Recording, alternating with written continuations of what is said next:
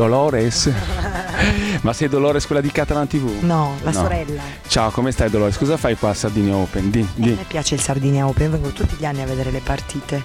Ovviamente lavoro permettendo, perché stamattina ci hanno fregato, perché hanno fatto la finale maschile, che è una delle mie preferite, l'hanno fatta la mattina alle 10, io la mattina alle 10 sono in redazione a preparare il telegiornale, dunque lavoro. Senti, ma hai fatto un po' di notizie, commentato un po' questo? Sì, ho fatto un sacco di notizie questa settimana, abbiamo commentato il telegiornale, tutti i giorni parlavamo del Sardinia Open. Ah, qua sei, scusami, vai.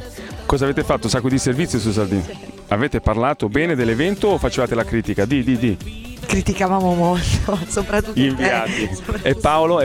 No, Paolo non si può criticare. Paolo, Paolo number one.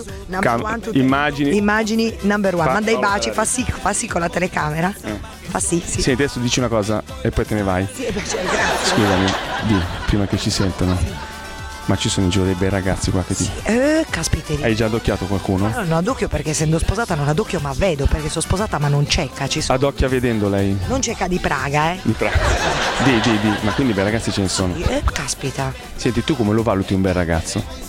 Cioè cosa deve avere? No, quando lo vedo dico è bello e brutto.